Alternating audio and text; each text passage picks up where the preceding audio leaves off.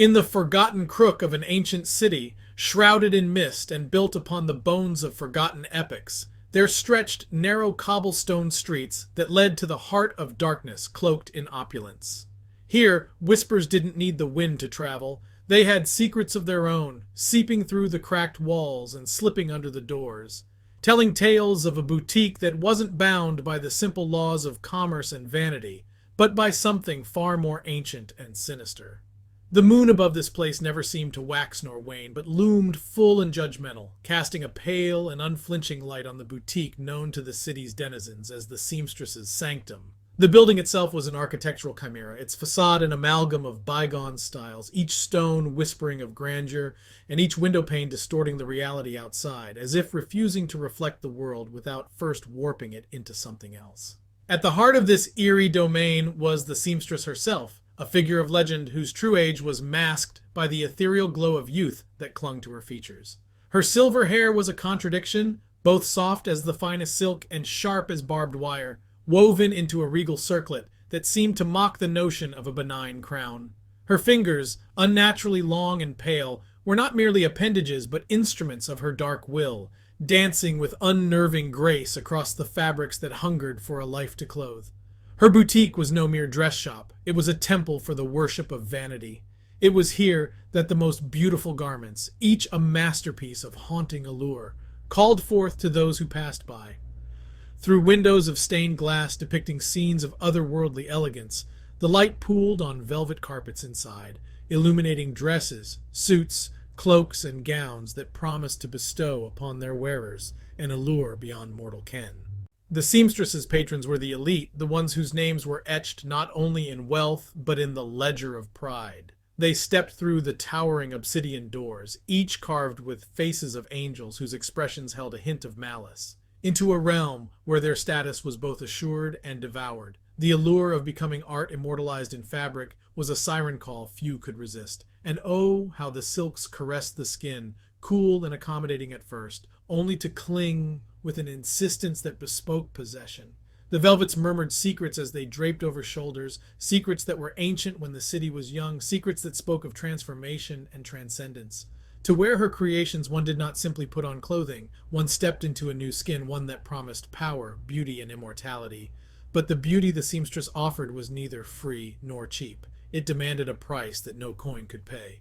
For her garments were threaded, not just with exquisite artistry, but with a hunger for the warmth of human skin, for the pulse of blood through veins, for the very essence of the soul that dared to believe it could contain such splendor without consequence. The threads she wove were culled from places where light trembled to tread, spun from materials no mortal loom should hold. They pulsed faintly with a rhythm like a heartbeat, waiting for the moment when they would be given life by the flesh they adorned. To the ignorant, the boutique was a place of legend and beauty, a treasure trove of human craftsmanship. But to those who listened, who truly heard the whispers in the shadows, it was known as the seamstress's marionettes, a place where the cost of beauty was not just pain or blood, but your very being. And so the stage was set, the players, both knowing and unwitting, drawn to the heart of this grim fable, where the threads of destiny were sewn with a needle, fine and sharp as a rapier. It was in this world between worlds that the truth of the boutique lay, and where the price of beauty would be finely wrought in flesh and spirit. Each garment was an opus, a meticulous orchestration of thread and cloth, where the seamstress played composer and conductor to an orchestra of horrors. Each stitch that pierced the fabric was a pact inked in anguish, each pull of the needle a benediction of the damned.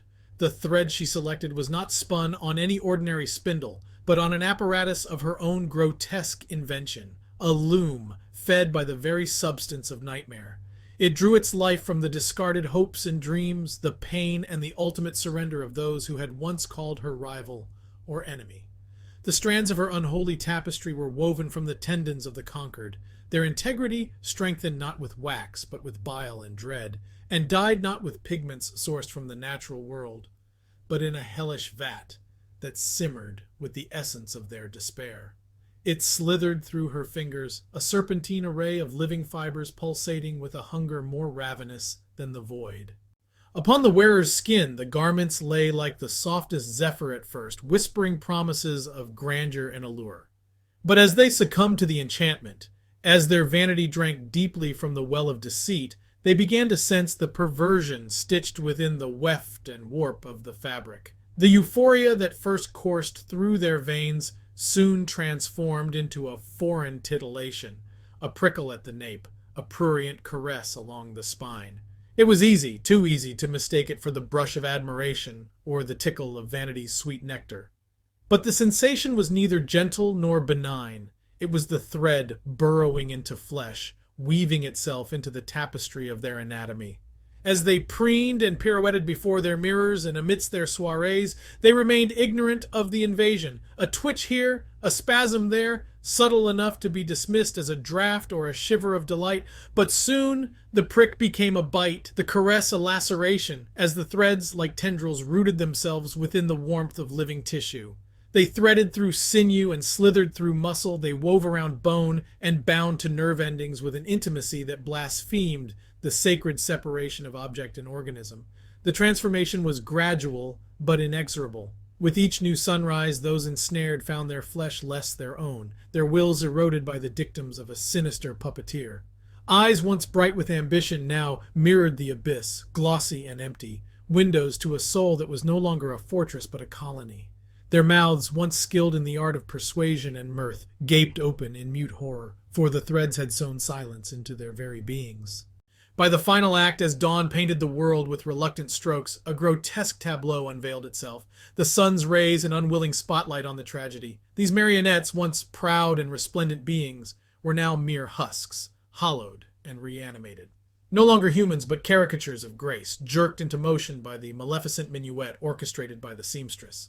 They danced, oh how they danced, a dance macabre that turned stomachs and curdled the very air around them, a pas de deux of predator and prey, twined in the echoes of a sonata, composed in the deepest pits of malice. And the seamstress, her eyes agleam with the reflection of her monstrous creations, watched her marionettes perform under the command of her infernal threads, the sinew strings of her diabolical symphony. In the undercurrent of the city's grand narrative, beneath the surface of gilded facades and opulent spires, there thrived an insurgency.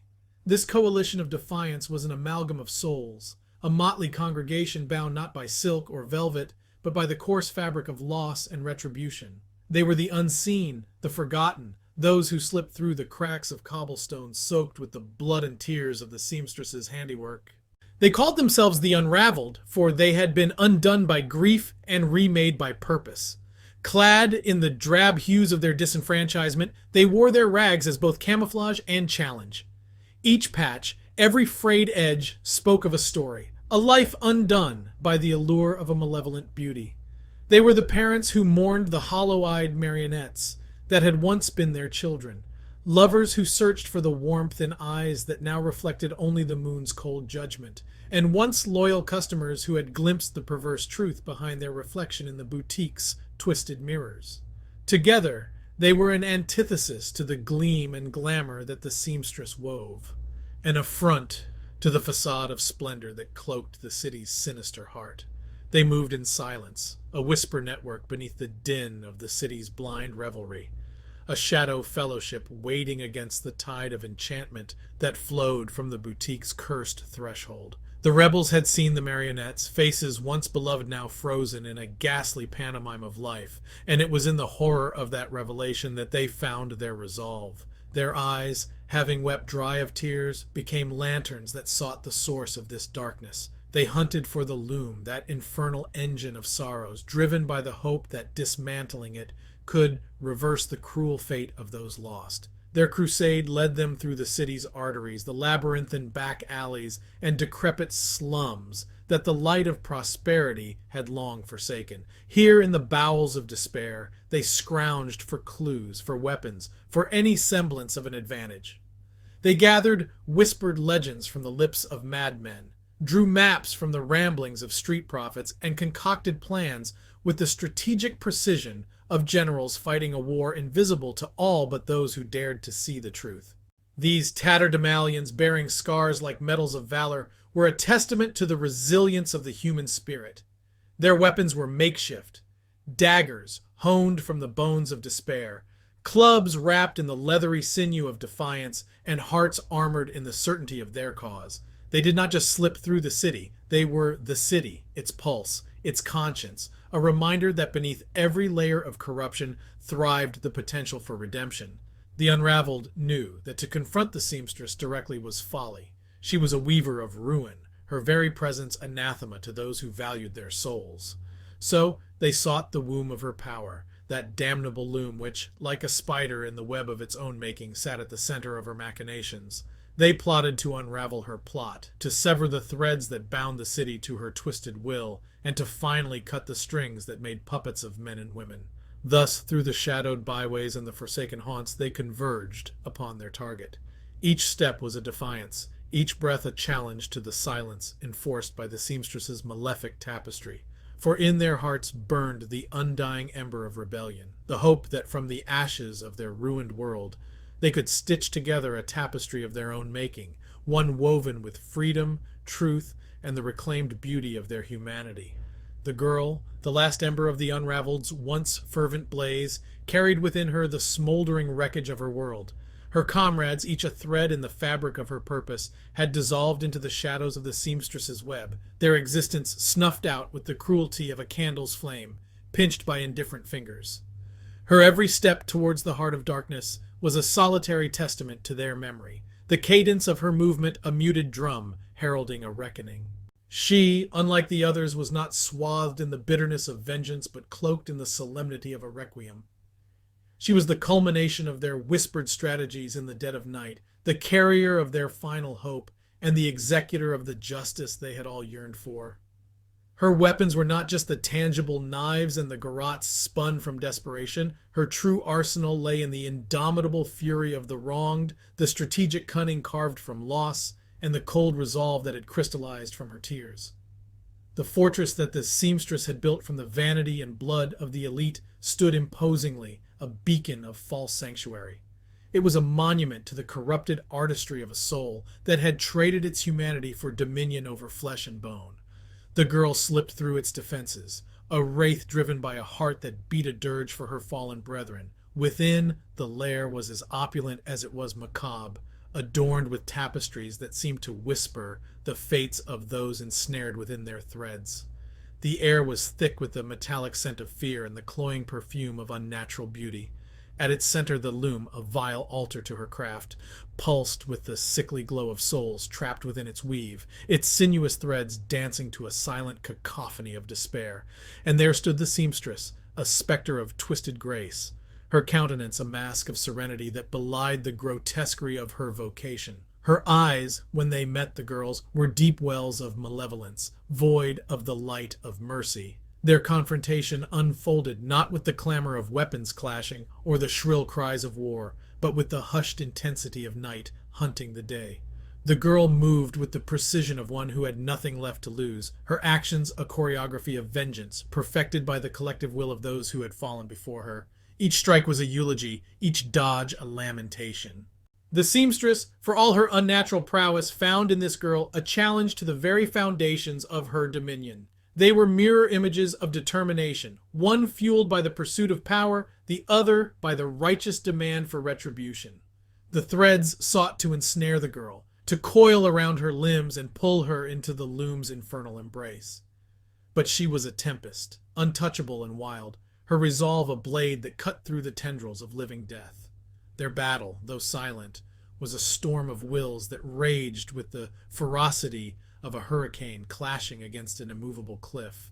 And as they fought, the loom thrummed with heightened fervor, as if feeding on the conflict, its radiance growing ever more abhorrent. In the ballet of their struggle, the girl was every unraveled soul who had dared to defy the seamstress. She was the incarnation of their undying spirit, a lone sentinel at the threshold of oblivion, a heroine forged in the crucible of their collective tragedy. This was her moment, her sacrifice, a chance to unravel the legacy of terror woven by the seamstress, to restore the fabric of a world torn asunder by vanity's cruel stitch. As the last echoes of battle faded, the girl turned her wrath upon the loom, the heart of the seamstress's infernal power. Her hands, driven by the collective vengeance of the unraveled, became instruments of salvation. With each thread she severed, a cacophony of liberated screams rose into the air, a haunting chorus of souls that had been interwoven into the fabric of enslavement. They swirled around her, ethereal and transient, before dissipating like mist at the mercy of a rising sun. The loom, once a conduit of agony, now buckled and writhed as its sinews of torment were dismantled. Each thread she tore unleashed a maelstrom of voices, the pent-up echoes of lives spent in servitude to the seamstress's whims. These strands, which had once pulsed with the dark vitality of captured spirits, now lay limp and dull, their malignant luster extinguished. The very air seemed to shudder and recoil with the release of such ancient captivity. In the moment of its undoing, the loom, which had been a loathsome spider in the web of the seamstress's making, now emitted a death rattle that resonated through the foundation of the boutique. The walls, hung with the trophies of the seamstress's conquests, trembled, and the once magnificent garments lost their sheen, becoming mere cloth, void of malevolence. The seamstress herself, a tyrant of threads, could not withstand the unraveling of her creation. Her body, sustained and empowered by the dark sorceries of the loom, began to come undone. The very fibers of her being, woven through with the same cursed threads that had ensnared so many, now betrayed her. She diminished before the girl's eyes, her form fraying, her existence unspooling into nothingness. Her final scream was a symphony of defeat, a wail that marked the end of her reign of terror, absorbed by the walls of her once unassailable fortress. The marionettes, those pitiful figures that had danced to the seamstress's maleficent tune, were suddenly inert, the strings that had manipulated their every motion severed, but liberation did not restore them. Twisted limbs and tormented faces became their permanent visage, a reflection of the unnatural manipulation they had endured. They staggered into the encroaching darkness of the city, a procession of grotesques, too monstrous for the light, too anguished for the darkness. The night, a silent witness to this grim liberation, seemed to mourn as it enveloped the lost ones in its shroud. The girl watched them go, her heart a tangle of relief and sorrow. She knew they sought the solace of shadows, to dwell in the places where the harsh gaze of the world could not judge their broken forms. They would be whispers, legends of the night, ever on the periphery of human existence. In the aftermath, the boutique, once a beacon of malignant opulence, lay in ruins. Its dark glory was now just rubble and dust, and the girl, the last sentinel, stood alone in the carnage. The price of freedom had been etched into her soul, and she felt the weight of a victory bought with the currency of too many spirits. She left the boutique, stepping out into a world that was oblivious to the silent war that had raged in its shadows. The dawn would soon break, unaware of the darkness that had just been vanquished, or the sacrifices made to vanquish it. The girl disappeared into the burgeoning light, her battle fought, her duty fulfilled, a lone guardian of a tale too somber to be sung by the light of day. The dawn that followed was unlike any other, its light not a beacon of new beginnings, but a pale, solemn acknowledgement of the night's grim theater. The girl, a vessel of exhausted retribution, walked the silent streets where mist clung to cobblestones like tattered shrouds. The city, unaware of its narrowly averted damnation, awoke to a seemingly unchanged world, the horrors of the seamstress's boutique now buried beneath the ruins. Her victory, etched with the scars of sacrifice, loomed over her, not as a triumph, but as a stark reminder of the price paid for freedom. The girl's heart, heavy with the loss of her comrades and the twisted fates of the marionettes, bore a grief too profound for tears. It was a victory, yes, but one that resonated with the hollow ring of a bell, tolled in memoriam. The rebels, those who had donned the mantle of resistance, now existed only in the echoes of their deeds. Stories of their valor seeped into the crevices of the city, a clandestine legacy that pulsed in the veins of the cobblestones and whispered in the rustle of the leaves. Mothers drew their children close, their lullabies infused with the courage of those who had dared to defy the seamstress. They became legends, their narrative a somber patch in the quilt of the city's history, their existence a cautionary backdrop to the tapestry of tales passed down through generations. And what of the marionettes? These accursed souls, released from their strings but not their torment, found no peace in their liberation. They roamed the fringes of the city, where the light of day was just a rumor and the darkness a comforting embrace. Their movements, once dictated by the whims of their puppeteer, were now a disjointed dance to the rhythm of their own fractured minds. Under the silver scrutiny of the moon, they performed their eerie ballet, an assembly of jerking limbs and silent cries. The night air was their stage, the shadows their audience. Their dance was one of despair, a physical manifestation of their inner chaos. A chilling spectacle for those few who chanced upon them in the late hours and felt the cold finger of dread trace the spines of their souls. The city moved on, its pulse a beat too quick to hold the memories of those who had been consumed by the seamstress's dark arts. But for those who listened, who dared to remember, the whispers on the wind carried the legacy of the rebels and the sorrow of the marionettes. It was a mournful tune, played out in the hidden corners of the city. A requiem for the fallen and the lost, forever a part of the city's haunted melody.